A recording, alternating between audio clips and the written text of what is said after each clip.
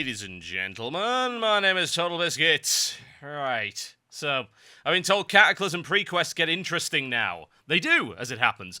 But good luck ever getting to see the entire thing, because this happens entirely at random. At least, I assume it's on some kind of timer, but the timer is entirely hidden, and there are no warnings of any description. So, yeah. I think we enter at the sort of start of Phase 2 of this particular thing. What is happening is that Thunderbluff is being invaded by elementals. And there's a big fight. And you have to rescue some dudes. And then there's more fighting. And then you have to take the battle to the enemy. And you do that by going through a bunch of portals.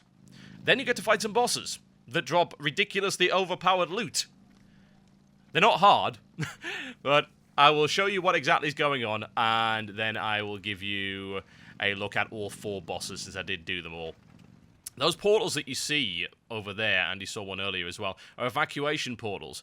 The civilians, like the low-level mobs, actually go through those, and if you are a low-level player, you can go through them as well to get out of the carnage, because all of this stuff is pretty high level.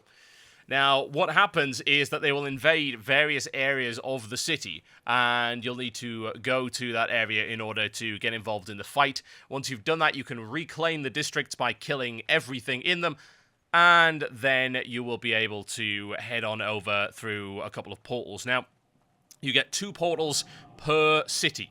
You don't get access to all 4 bosses at the same time. You've got to take part in more than one of these invasions in order to do that. In the case of Thunderbluff, you get access, I believe, to the water and the air boss, whereas in Orgrimmar, you get the fire and the earth. But yeah, this is what's happening. Absolute freaking carnage. They just spawn a massive number of elementals, these level 80 elites, and you've just got to fight as many of them as possible. And all of the characters from the actual city get involved as well. You'll see Ken Bloodhoof will be in the middle of this somewhere, throwing down. I believe I caught the tail end of one in Orgrimmar earlier where Vol'jin was hanging around in the Valley of Spirits kicking some ass. What you've also got are these totems that you can get from the Earthen Ring. Yes, indeed, they're obsessed with the tiny little totems, and you can use that to save some civilians that get trapped, and also to get the fighters, the bluff watchers, out of there. And there we go. This is where my frame rate starts to get a little bit low because half the server's here. Oh, it's the AQ launch event all over again, but such glorious, fantastic carnage. This is what I'm talking about. This is the kind of thing I wanted to see from a freaking world event. About goddamn time. Enough of the nonsense. Although, it has to be said that all of those prequests appear to have amounted to absolutely nothing. It's okay, we can save it. No, we can't, actually. We've completely failed. It's alright, I'll just blame it on the incompetent guards and the rest of the players on my server. You guys screwed up horribly. Oh, man. Okay, so we've reclaimed that one, and there is one more. Now, these rifts will open. You have to close them, as far as I can tell, just by killing dudes. It's a bit of a mess, isn't it? Yeah. Random dungeon queue, what the hell? There we go. And we're actually finished. It's done. That's pretty much all it is. Now, we are missing a bit. Now, I tried so hard to actually get this for you. The problem is, because that bit is only at the very start of the event, and you don't know when the event is going to trigger, you can very easily miss it. And that's what happens. So, at the start of the event, and you'll see this on MMO Champion, the screenshots of it, basically, you just have to click and set up a few barricades here and there, and then the elementals will actually attack. So, yeah, that's what happens. I'm sure someone else will get a video up of it, or you can go and check on MMO Champion. Right, so let's go and have a look at some bosses. So, most of these bosses, with the exception of one, are sort of revitalized versions of old ones, like this dude, for instance. Yes, indeed, Gazrilla.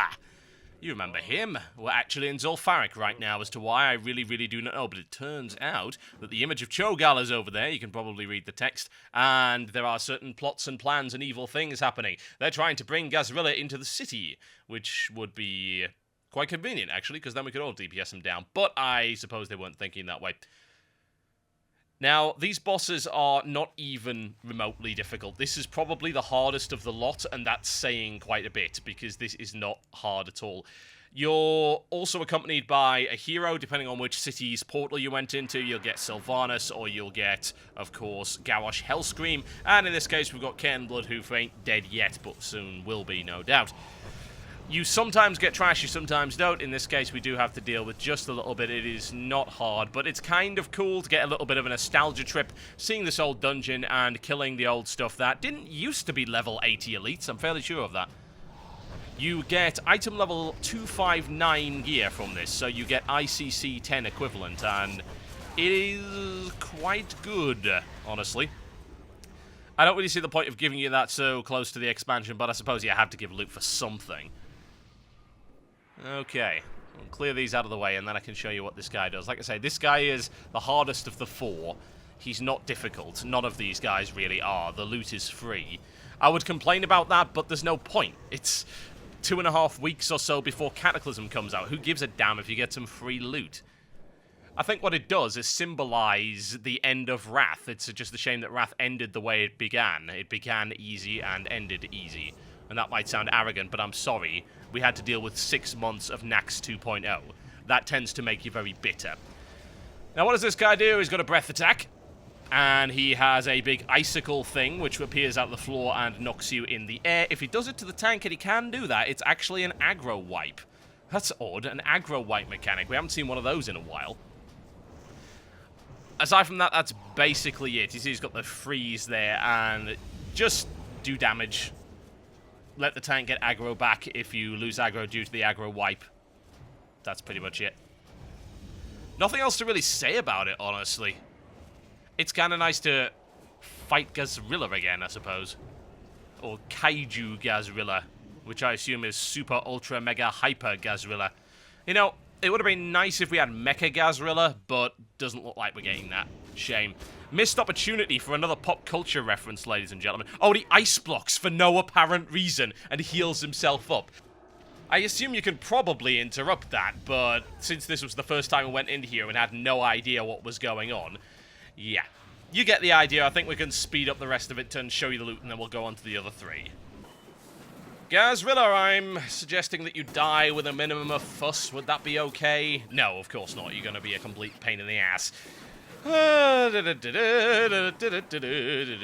You are dead. Accept it and move on. It'll make you a lot happier. There we go.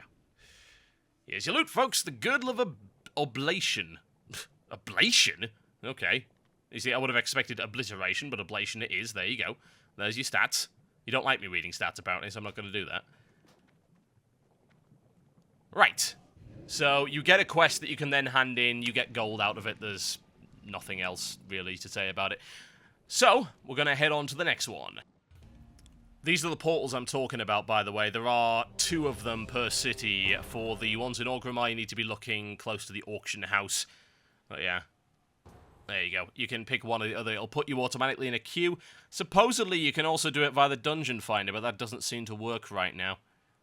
Right. Now, these things. You recognise that? Yes, indeed, this is in Anchorage, but it is not a remade boss. Well, actually, that's debatable, to say the least. It's a reused Thundarin the Windseeker.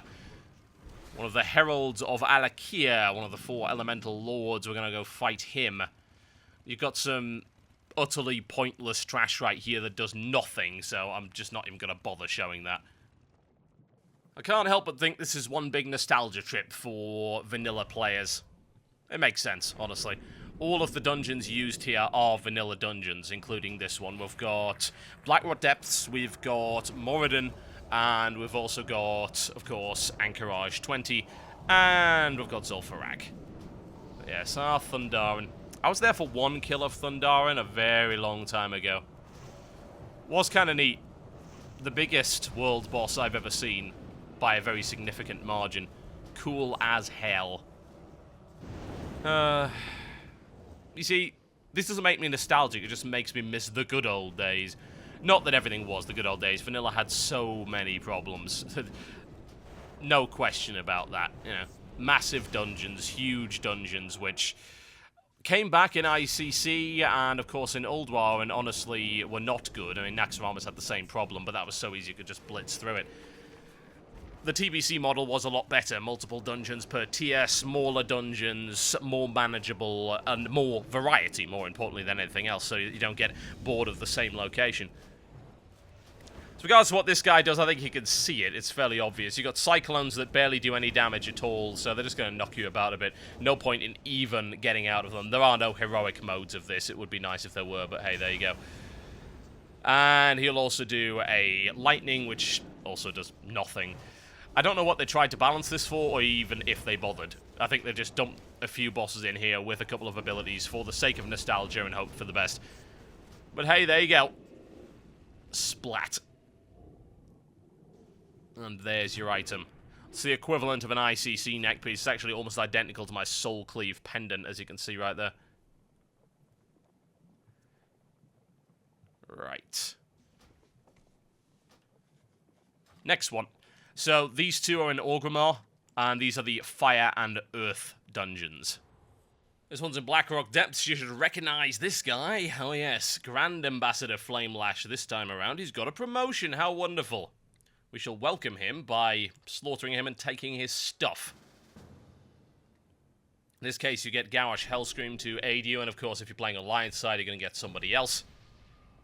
Do be careful, by the way. He will follow you, and it makes it impossible to grab the quest. As it turns out, I wasn't able to get it, and you lose the ability to pick it up as soon as you engage. There is no trash here. Well, that's not entirely accurate. You get a bunch of ads with them, so you can just either AoE them down, or you can just ignore them, because they don't really do anything, as you can see. Our tank is taking no damage whatsoever. Elementals will come in the middle as a little bit of reminder of the old one. He'll also spread fire all over the place, not that it really hurts. No excuse, though. Get some practice in for Cataclysm, ladies and gentlemen. When fire will kill you, don't stand in the fire. You hear me, mirror images? Get out the fire. My mirror images are scrubs, by the way. They're there to make me look better by comparison. You'll do a little bit of a enrage. He'll go big. You can trank him, whatever, if you so desire. Or you can not. Entirely up to you. It doesn't really make a blind bit of difference, and that's pretty much all he does throughout the fight. A little bit of a fire nova there. Hey, he throws AoE fire effect. At that point, he's actually hitting pretty hard. No, he's not. It's because the tank's standing in the fire. Getting his stacking debuff by the looks of it. No, that's terrible. You can see the boss is actually getting a buff there as well. He will then explode in fire. That's it. It's a fairly interesting mechanic, but it doesn't really do an awful lot of damage, honestly. Unless the tank is doing nothing but standing in the fire all the time, he's not going to die, and the AoE is so small that it's only going to bother the melee. Alright, you are almost dead. Just accept it. It's gone mini. How cute. And I never really worked out exactly what those were supposed to be, the models of them. Bear in mind, there's about 4 of those guys. Actually, there's way more than that, come to think of it, in Molten Core. One of the most reused raiding models in the entire game. Aside from dragons, of course. There's your gear. We did this again, by the way, and we got the same one, so there you go. Right, those are your portals, as you can see. 2 of them right there. Right-click on them to queue. Simple as that. Yes, indeed, Crown Princess Thoradris. As in, the ugly bitch in Moradin. There's a fairly long speech scene with her, by the way, with an image of Cho'Gall. Cho'Gall doesn't appear everywhere, as far as I can tell, but hey, it's kind of neat that he's there anyway. He's all over the place. He's one of the more proactive antagonists in this particular expansion. Nothing wrong with that. Nothing wrong with that at all. Cho'Gall asks if she has not heard. Well, I was under the impression that everyone had heard. Right.